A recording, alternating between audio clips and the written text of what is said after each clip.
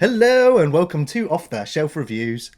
I wonder who would win, Kelly's heroes or Hogan's heroes? And I'm Gary, and today we're going to review and discuss Kelly's Heroes, which released in 1970 from writer Troy Kennedy Martin and director Brian G. Hutton. Ian, why don't you give us the synopsis?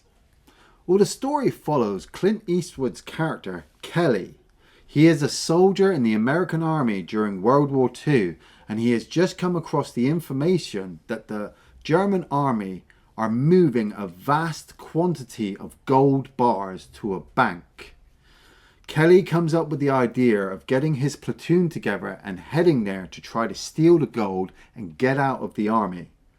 Joined by some oddball characters like Donald Sutherland and Telly Savalas, Kelly heads out there to try to make a buck. There's $16 million worth of gold in that bank, sweetheart.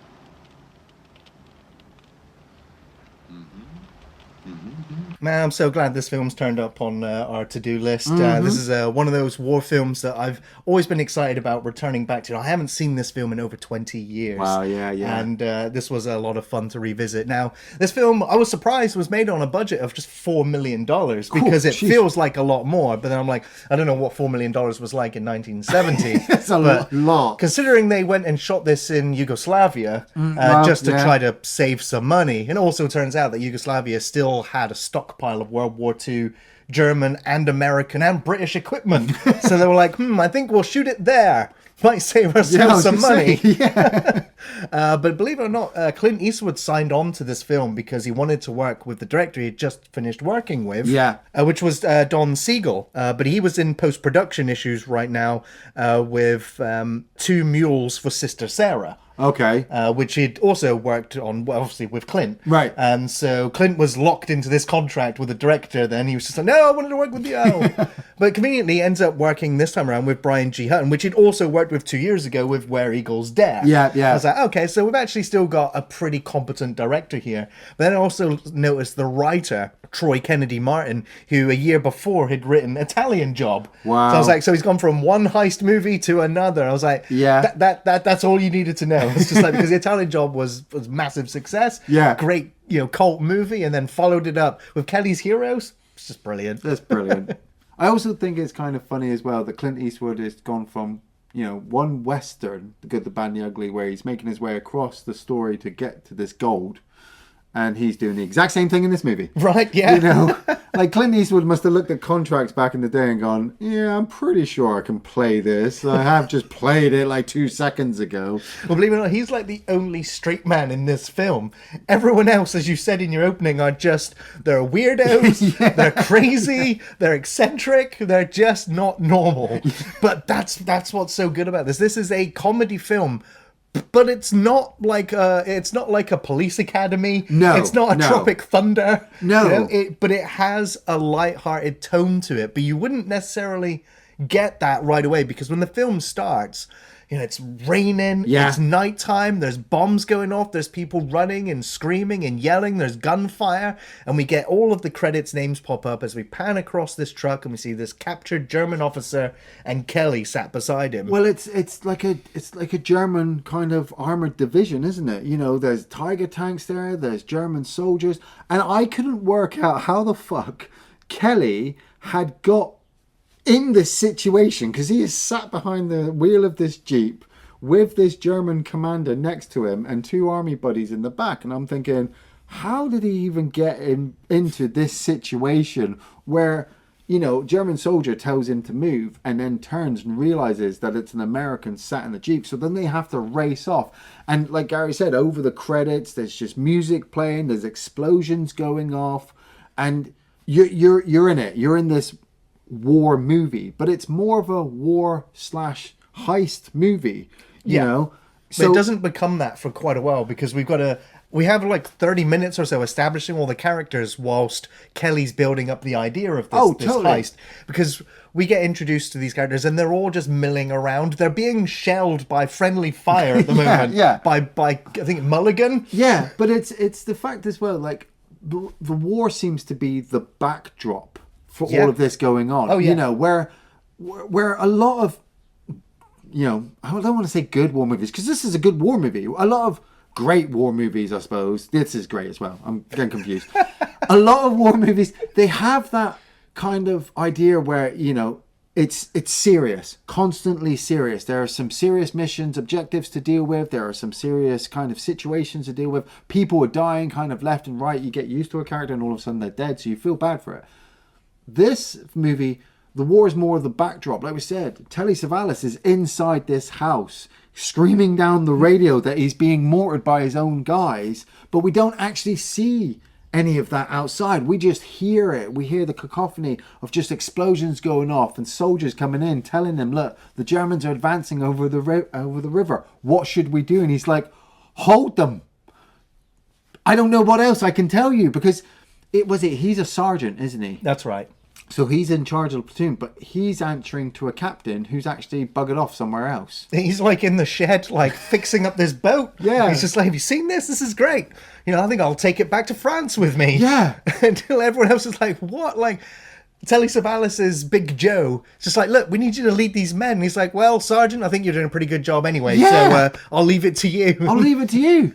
We see him, I think, the next day with the boat, like on a trailer. Yeah. And he's driving off and he's like, right, guys, you got 3 days. Do what you want. And they're like, do what? There's nothing no here. women. Yeah. There's no alcohol. There's no action. Yeah. And he's like, well, just take in the rays. Just relax. Big Joe's like fired up. Yeah. As the commander's just like, and also, looters will be shot as he's riding off in this boat. Riding off in the boat. Oh, it's because his father-in-law, I think it is, or his uncle is the top general. Was it General Colt? Yeah, so obviously he's just going to go and hang out with his buddies while the real men are dying in the dirt. But that night before, they're there with the commander, and Kelly has kind of come across this dirty bar in this bag. He takes out the bar and he's like, what's this, a bar of lead? And the commander's just like, yeah, sure, it's lead. And then as he's starting to rub it away, he realizes it's gold. And so he says to the commander, like, come with me. I'm going to sit you down. Here, drink this brandy. Drink this. Drink it as much as you can. And so I sit down and I'm like, okay, so he was capturing this commander? Like, he didn't know what he was capturing the commander for. He just knew he had to go in there, get the guy, and pull him out. So now he's got the information. Kelly's not telling his superiors. Well, superior's already left. Well, yeah, that as well, yeah. He's not answering to anybody. He's caught the eye of this gold bar. He's got the information on this map of where the gold is supposed to be traveling to. Yeah. Now he just needs to kind of get there. But it's the situation after, isn't it, where the Germans completely advance on this position, and so they get completely overrun. And Kelly's the last guy to pull out. You got those 2 guys in the truck. Yeah. Who come they drive out of the building first, then they drive back in again to tell them that the Germans are coming, and then they pull back out. Yeah. Get that thing to the other side of the canal, you maniac! Well, that's what we was figured on doing!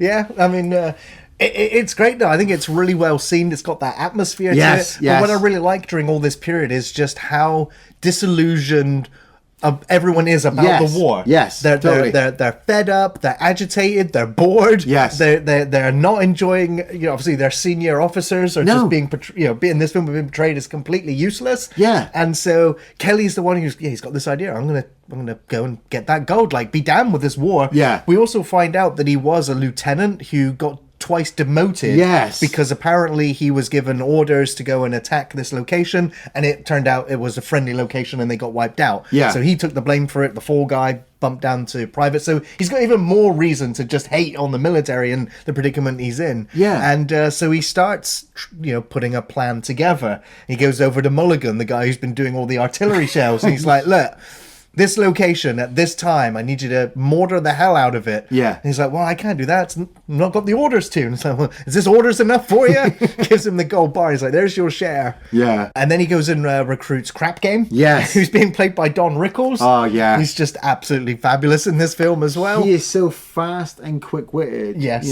Crap Game is a requisitions officer, I suppose. Everybody comes to him with their orders, and he's obviously got to get in the food and the armor and the ammo and all this stuff. So Kelly has gone there to requisition as much as he can, because his plan is to take it to the bank, and he's going to need it. They're actually crossing into enemy lines. They're going to have some cover. And then when he explains exactly what's going on to Crap Game, Don Rickles' character, Don Rickles, I just love it when he's just sat there and he's working it all out. And he's counting how many gold bars there are and how many it breaks down to, and what the exchange rate is at not even 1970. We're looking at 1942, 1943. Yeah. So he's like, oh yeah, it's only like $16 million. I'm thinking, mate, that'd probably be a lot more. But soldiers, I think by today's conversion metrics, I think somebody worked it out that if it was split between all those that took it, looking at 200 million each by today's standards. So by World War II standards, it's still a lot of money. A lot of money. But it's at this point as well we get introduced to Oddball, played by Donald Sutherland, who was sleeping above them and listening to the conversation, and basically explains to Kelly, like, look, man, I've got a tank. Actually, I've got 3 tanks. And we're not actually part of any division. We lost our commander somewhere and we're just kind of freelance at the moment. He's just so out there.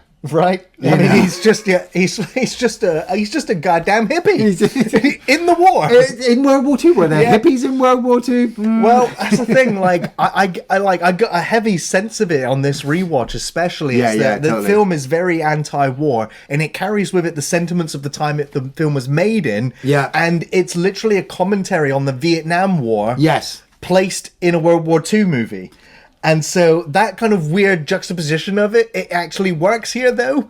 And so because all these characters are disenfranchised, they're disillusioned, all of those things, they don't like the war, they don't like where things are going, and they kind of like are out for themselves at this point. Yeah. And the imagery and the way he portrays his character of Oddball, it just really fits. And we see like his recreational area. We've got all the 3 tanks there, but there's just all these half-naked people just mowing around, wasted on whatever it is they've taken. Yeah. It's like a weird commune. But Kelly's like, I'm going to need tanks. They get introduced to Moriarty. He's just like, the best technician in the army. He's like, we can go faster so we can get into trouble and get back out of trouble again. Because they don't actually have much live ammunition. They fire paint. Right, and they've got these giant speakers music as so well. we intimidate the enemy instead. We got our own ammunition. It's filled with paint. When we fire it, it makes pretty pictures. Scares the hell out of people. I love the fact, because I was looking into the notes of this, that the idea for the film as well came from a real life event that happened in World War II, where a bunch of soldiers GIs got some Nazi gold. Got some Nazi gold, and it's been historically kind of returned and placed into the like museums and stuff. All of it? No, some of it, well, obviously some of it was spent. They got away with some of it. But that's what I also love about that idea. Like you said, it's an anti-war movie, being made in the 70s, but it's based on a true story from World War II of these guys who were disheartened, who were, tired with where they were in the army. So it's then reflected when Kelly goes and speaks to Big Joe, Telly Savalas' character, and says to him, like, I've got this gold, I've got this map, I've got this plan, this is what I'm going to do. And Big Joe's just like, no, we're soldiers, you're a soldier, you could be court-martialed, you could be shot, blah, blah, blah. I'm a sergeant. You just get this whole impression from Telly Savalas that he's really trying to keep these men alive. Oh, yeah, absolutely. His squad alive, because he wants to be the best soldier he can be. And so when he's told about this idea, he's like, nope, it's completely against everything we stand for. When he goes and speaks to the captain, and the captain's like, oh, yeah, I'm taking the boat and I'm gone, and you guys should stay here at this house and try to relax, but obviously no looting, no pillaging, no killing or taking women or whatever. You literally have to stand here and clean your guns. We're back on the line in 3 days. Telly Savalas is like, fuck this. Only when I did like it because at times I'm like, the film is a bit padded. It's got like lots of like nothing happening. Right, yeah. But there is always something happening. And yes. I do like that the film takes this time to establish the feelings of everybody so that they would go on this mission. And I did like the moment where Big Joe is in the bunk with all the men, and he's just looking at them all, and he keeps calling one of them out, and they're all like, yeah, we're going with Kelly. Yeah. We want to go with Kelly. And there's long pauses as it's setting in. And Telly Savalas' performance as well, he's selling how hurt he is, but his understanding of that's where the mindset of the men is. I'm going to be with them at least to continue to make sure they stay safe and get home at the end. And it's a crazy contrast to how he was in The Dirty Dozen, where he was the bad guy. He was the crazy man. So you're just like, you know, it's the same guy. In comparison, like, I look at Clint Eastwood's character and I'm like, he doesn't really change a lot. Where Telly Savalas, he can really turn the emotion on and off whenever he's playing a particular character. Like I said, he has that confrontation with Kelly, like, don't tell my soldiers what you're planning. Then he realizes they know, and so he has this confrontation with them, but then he's also disheartened himself, and he's like, okay, let's get together. And so then they start to head out. Yeah. And now we have essentially the road trip. Yeah. Because now the next hour and a half is to get 30 miles behind enemy lines somewhere in France to, I think it was past the town of Nancy, to go and get this gold. And of course, it's then all the roadblocks that get in their way. And one of the sort of gags or jokes that I like is about how during the night, all of the bridges get bombed. And yet during the day, all of the Germans build the bridges back up again. And so... Kelly's just like, I'm sure the bridge will be there and the bridge will be built. And so Oddball's just like, well, of course the bridge will be there. You'd think it'll be there. And Moriarty's like, no, of course the bridge isn't going to be there. We keep blowing it up, so it's not going to be there. And then they finally get to the bridge and it's there. Oddball's looking at it, he's like, the bridge is up. And then we just watch these planes fly over. Just boom, the bridge goes down. It's like, oh. Well, I guess we'll have to figure out another way across the bridge. And it's at that point that they end up... I think Kelly ends up calling back to the base. And he's just like, look, we need some guys over here to get this bridge built. And the guy's like, how am I going to get the logistics of getting... I don't even have 100 people to get there. And he looks outside and the band are just marching. He's doing a parade. And he's like, okay, I got it. Yeah, I got it. But then there's another sequence as well where they're on the road, they're still trying to get there, and they see a plane flying over, and they're like, oh, right, cover. Shit, it spotted us. Plane comes in, starts shooting at them, flies past, shoots at them again, starts blowing up some of their trucks, flies off, and they're like, thanks, friendly fire. That was friendly fire, yeah. So, what else could go wrong? Hey! That idiot's one of ours. Holy crap. I really like that train sequence where Oddball and his tank crew come up through the train tunnel. Yes. And they see this train station is full of German soldiers. And, you know, it's a really, really well-developed set piece. But just the way the tanks come out of the train tunnel and they just start laying waste to everything. And you kind of see it as like a small victory for your guys, you know, to fight back against the bad guys, even though, you know, they're on their way to steal a bunch of freaking gold. Yeah, they've gone off the track. But the assault on the sort of the train station or the crossroads here, I think it looks really good. I have to say, the cinematographer here did a really good job. All the way through, I didn't catch the name, but I know the cinematographer had worked on a load of films, foreign language films. So, obviously, they've shot in Yugoslavia. I don't know who he was. I don't know anything about him, but I will say, he has captured a stunning looking film, just in terms of the composition, the lighting, the edits. It just works really well, and it's a bit of a spectacle, really, as the music's playing, all these Germans are getting gunned down, and I mean, there was a sequence earlier in the film where they literally drive through a French village.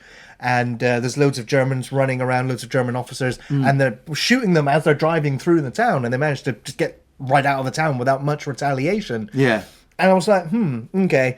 I know there's a PG movie, but it just looks. I mean, it's something from the 70s. It's a time thing, but you know, there's no real blood squibs. Everyone's just pretending to be shot and falling over. And I was like, it's very clean. And so it like part of my brain just has this weird disconnect with what I'm watching, and I'm like, okay, it's a PG movie, it's a bloodless movie, but the feeling of the war is still so heavily present. So when they go down, like, you still feel it. Like the funny you say that, because I had the same disconnect feeling with the sequence in the Minefield. The soldiers, Telly Savalas, and the rest of the platoon are moving through this field, and one of the guys steps on a landmine, gets blown up, gets killed.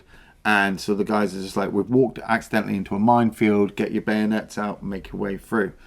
And as they're slowly making their way through the minefield, it's really tense. You're thinking, Jesus, how are they going to get out of this situation? A German patrol starts to make its way down the road.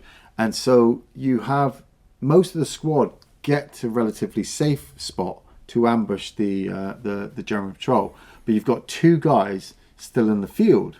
Now, as the German commander comes around, I think he's in a half-track with his squad, and he looks at the 2 guys in the field. The 2 guys you've seen lay down on the field. They get their machine guns ready. They're cocked and locked and ready to roll.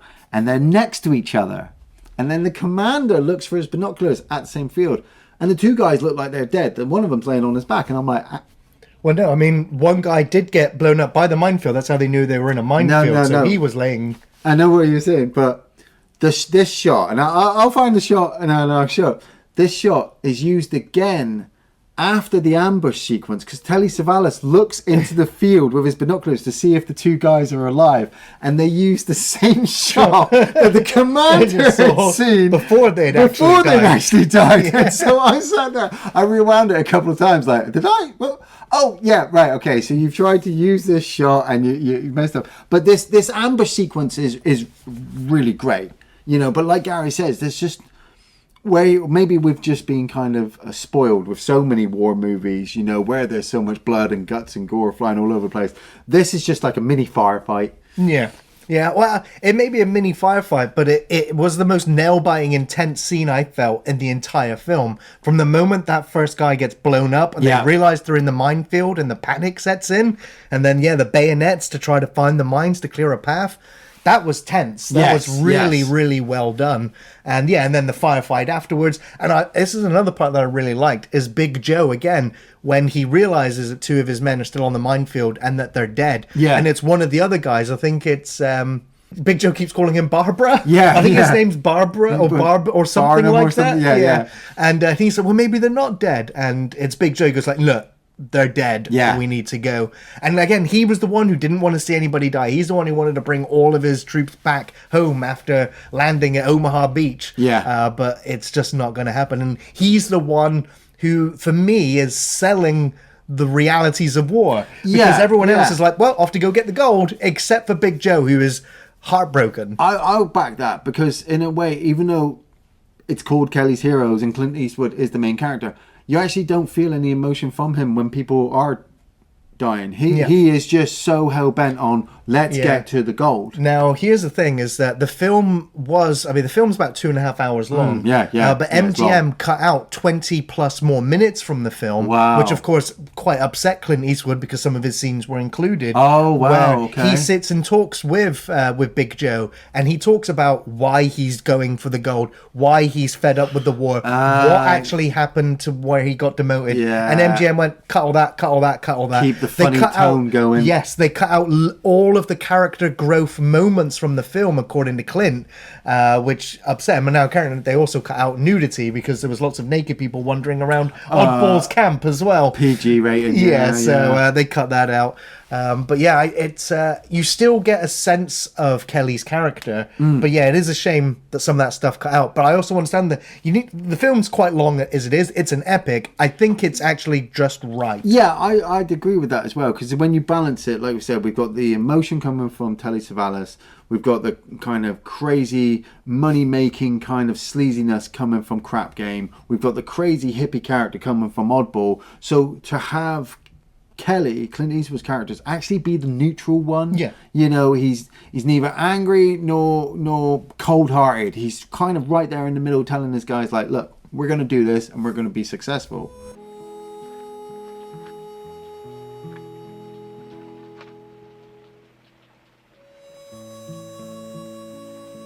And I thought it was quite funny, because I'd forgotten about this sequence, but Oddball finally meets up with Kelly and the rest of the crew, and he brings like an entire fucking battalion with him. Yes. You know, like there's jeeps and Well, tanks it's the and team trucks. that was needed to build the bridge so they get the tanks across. That's the band. Right, right. Because they all get demolished like 2 minutes later. Well, they don't get because- demolished. They get left behind because Kelly's on the phone to the other guy who built the bridge, and he was like, "Look, we can't wait for you. We're going. So if you don't catch up, that's on you." Well, because there's a sequence because they lose 2 of the Shermans in the battle sequence. Yeah, They're kind of next, and Oddballs. He's only got 1 tank left. You know, they've lost a lot of the jeeps, and literally you've gone from this huge group of people back down to the platoon. Telly, Savalas, and Oddball. You know, all of them just sat on the back of that one Sherman as they're still chugging their way. But it's the colonel as well. There's a colonel, Colonel Colt, yeah. Colonel Colt, who starts getting this information relayed back to him that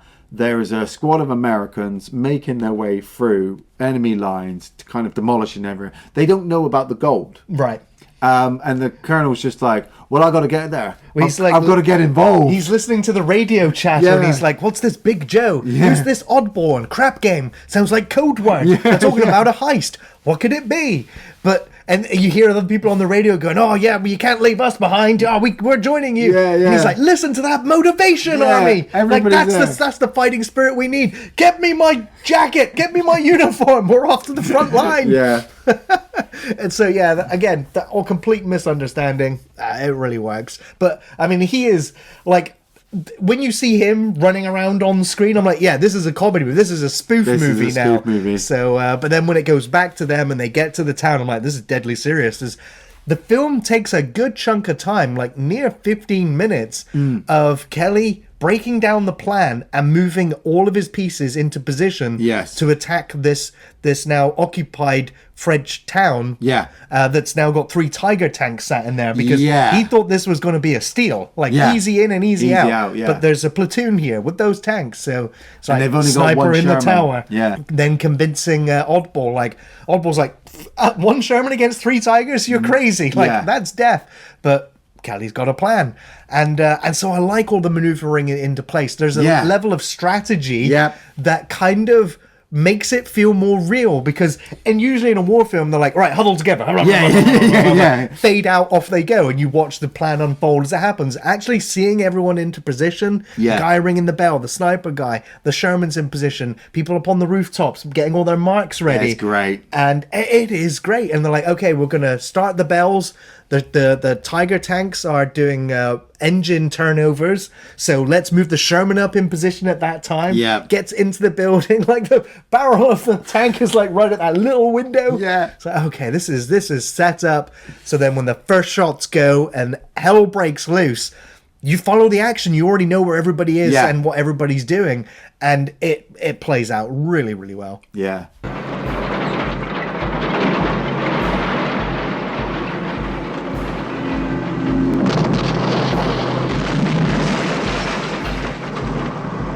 Up to the fact that Oddball's tank ends up breaking down, and there's 1 Tiger tank left, and it's guarding the front doors of the bank. And the guys know that they haven't got the firepower really to go up and try to take it out. They've got no bombs and sticky socks that they can just slap to the side of it like Tom Hanks. And you know, like I said, Oddball can't move his tank at all. So Crap Game comes up with this idea of, look, the German commander of the tank, he's a guy. Maybe he just wants some money.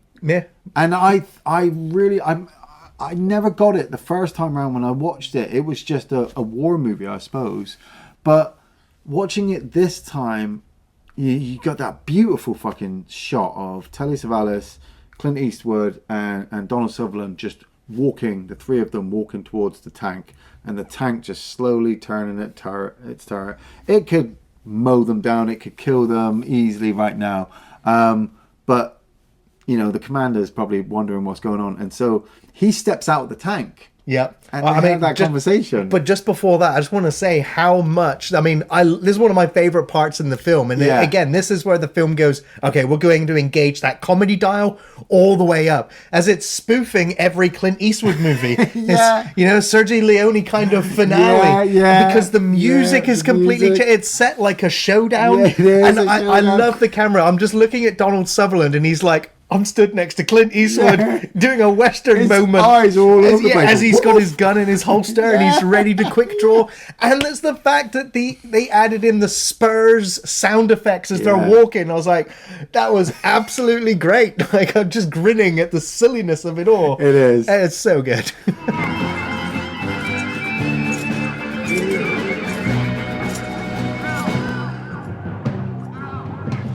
And it's the conversation they have with this commander where they just break it down to him like, look, do you know what's in that bank? And he's like, no. And they're like, gold. And he's like, okay. And what do you want me to do about it? And they're like, look, you turn that Tiger turret at the doors and blow it up, we'll cut you in on it. And it cuts to the door. The door just explodes. But I just love that idea that you've got the good guys versus the bad guys, the Axis versus the enemy, you know, or the Allies, whatever. And when it really boils down to it, when they're face to face on the battlefield, they might actually go, "Do you really want to be here? Nah, not really. Should we nick that money? Yeah, let's get the fuck out of here." Yeah, like I said, that's the whole thing about the film being anti-war. It's just like, who are we fighting for? What are we fighting for? Do you like gold? Let's look out for ourselves. There's that bit. I thought it was brilliant where they're you know, they're distributing the gold between everybody, and the Americans are putting it on their truck, the Germans are putting it on theirs, and then the German commander turns to Clint and he does the Heil Hitler symbol, like the gesture, and Clint just shoots him this look like, really? Really? And the guy realizes, oh yeah, sorry, and actually does a proper salute, like, we're proper soldiers. This whole Nazi thing, that's not me. I just want to go home, just like you want to go home. Let's just take our gold. And then you find out that the colonel's on the outskirts of town. He's about to come in. He's about to capture them all. And Telly Savalas is like, actually runs up to the mayor of the town. He's like, that's the guy. That's the French commander. That's the French commander. That's who you want. He's like, really? Okay. And the whole town people just run up to the Jeep. So that stalls him for just a long enough. You get the last of the gold and get out of town. And Crap Game's still making all of his numbers in the back of the truck, like, right, this is how much each one of us is going to get.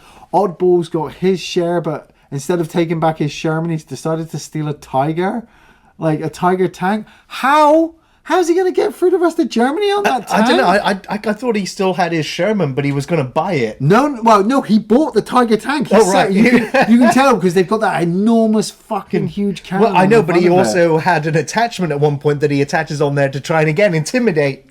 But there's one thing I'd actually want to bring up, a bit of trivia for you as well, is that the Tiger tanks that were used in the film were actually ex-Soviet tanks. Oh, wow. That were heavily dressed up to make look like the Tiger tanks. And, nice. According to historians, they did a fairly good job. Now, granted, some of the uniforms or weapons are not time appropriate, but for the most part, pretty authentic. And so that's just another level of immersion into the film, really. But yeah, it's still one ending. Bit of trivia for you. Okay. Did you know that Donald Sutherland was also suffering with a really bad fever while filming this film and almost died? Well, according to his doctor, he did actually die for about 5 seconds. And that's why he looks so fucking crazy. I think it was spinal meningitis that he had, and so he was in a coma. Yeah. They literally called Donald Sutherland's wife and said, you might want to come over here, but warning, Donald will probably be dead before you get here. So it's just like, God damn. Like, but he didn't die. He didn't die. He didn't die. He continued to have a massively amazing career. Or did they turn him into a pod person? Maybe. Damn it, no.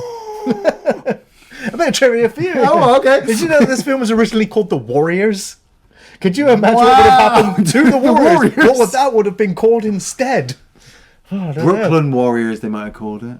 But of course, MGM, when they were looking at the movie, they're like, The Warriors, no, it was a PG movie, so no. Yeah. So then they called it Kelly's Warriors. They're like, no. Kelly's Heroes. There we go. That's a friendly name. Yeah. Well, what were your favourite scenes from Kelly's Heroes? Oh, man. I really liked most of the sequences with Donald Sutherland in. You know, he just... Me too. He's just acting so crazy and off the wall, but it Someone just starts works. barking. Yeah. Because that was my other dog impersonation. What? He just keeps coming out with this ad-libbing kind of lines, but it works for how crazy his character is. But he also knows what he's talking about. That's why he's in charge of this unit. You know, he's got this great mechanic, and he gets the mechanic to get the best out of him, to get the tanks going, knows where to hit. I mean, Jesus, he almost takes on 3 target tanks pretty much on his own, you know. I mean, Don Rickles as well, I think he's just absolutely brilliant to watch. When he knows his stuff, he's just hitting out line after line. Clint Eastwood just has to stand there and kind of every now and again. Right. But it works when he's balancing it off, like I said, oddball or crap game. You've got Telly Savalas. Oh my God. His sequence at the beginning, I think, is... I'll take that sequence as one of my favourite sequences, is when he's on the radio. Because all I could think in my mind was, Telly Savalas is talking to nobody and is hearing nothing. He's literally being given his lines. And so he is selling you, standing there in this empty building on a set, screaming about how his men are being moored. And you completely buy it. Oh, yeah. You know, because he just sells it with the audio of the bombings and everything you've seen up to that point. He's Big Joe. He's the sergeant. He's wanting to get his crew through. The minefield ambush is a great frigging sequence. And maybe that last sequence with the commander, you know, the 3 of them confronting him in the middle of the town and asking him if he wants to be cutting on this gold. And he's like, yeah. I love that we don't get his reaction. It's just the cut to the vault being blown open. It's like, What's that wide-eyed gesture when he realizes the gold? He's like, yeah, man, there are so many great scenes in the film. There really are. The first one that comes to mind is General Colt listening to the radio chatter and getting like super fired up, thinking about how motivated the army are, that one squadron is broken through. It's like, that was great. Oddball's railroad attack when they mentioned it, when they come out of the tunnel and speakers blaring and there's just carnage. That was a really great filmed, put together sequence. It's still up. No, it ain't. That bridge going down and then his reaction. It's great. It's just great. Again, you mentioned Donald Sutherland, and the oddball character is just so good. So fun. Like, the dude completely abides, you know? And it's how he gets angry at Moriarty. He just keeps firing this negative energy at him. He's like, man, it's too early for your negative energy right now. The minefield sequence we mentioned a couple times, that was a real nail biter. It was really tense, really well put together, and Telly Savalas' response as Big Joe at the loss of those men, that really brought that scene home for me as well. The scene where Oddball arrives with half the army behind him when he's standing posing on the tank in the middle of the night, just a great shot. That was a great moment. Kelly, Joe, and Oddball versus the Tiger Tank, you know, when they're walking down and the spaghetti western music's playing. It's great moment. Here's another little thing. Now, I don't know whether it's actually true, but it is the sound effect. I'm sure of it. Now, when the Tiger Tank gets shot from behind by the paint, right, and it moves its barrel to the right and it gets caught in the wall, and it moves its barrel to the left and it gets caught in the tree. The sound effect used is of the power loader in Aliens. Yes.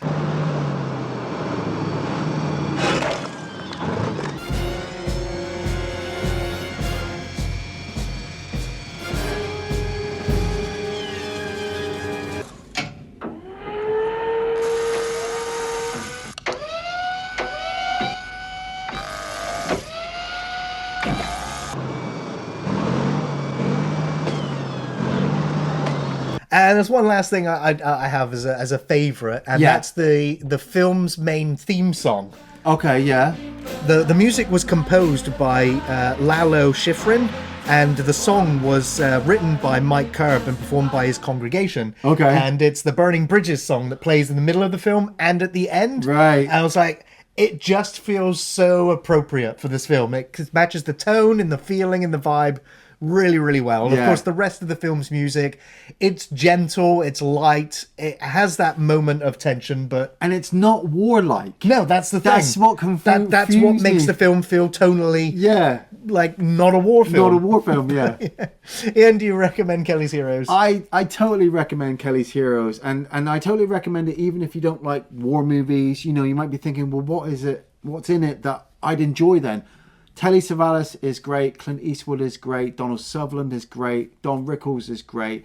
It's a fun war movie. You know, you're not getting hit over the head with with all the negativity and so many people dying and worrying about like what character's gonna do. You know, this is the opposite, I'd say, to maybe Saving Private Ryan. You know, these guys are going to steal some gold and they want to get out. If you like The Italian Job, right there. You know, I also, at the same time when I was watching it, it really made me want to watch Monuments Men, you know, which is another World War II movie, but it's more serious, that one, where the guys are trying to save, you know, kind of all of the art stuff that the Germans were trying to, you know, destroy. I guess Three Kings would be a more modern one. Yeah, kind of like it's about a group of heroes banding together and stealing from the rich to give to themselves because they're poor. It just so happens they're in the middle of a war. Hey, I made that rhyme. I'm absolutely recommending Kelly's Heroes. This is a must-watch. It's a great, light-hearted, comical and satirical, action-packed war movie with a great cast, good direction and effects.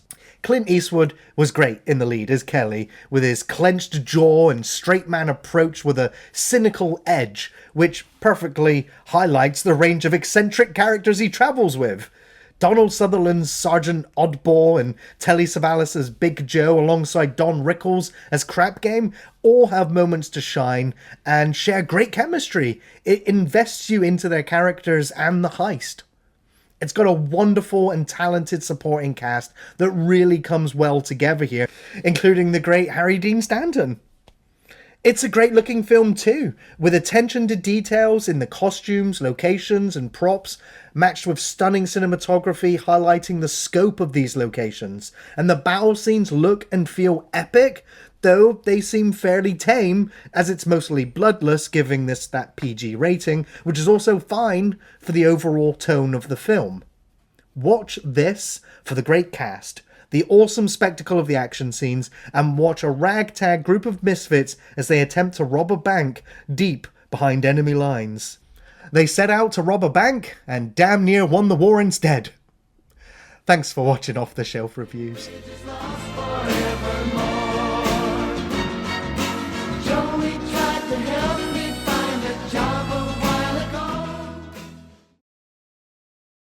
It's a piece of junk! Always with the negative waves, Moriarty. Always with the negative waves.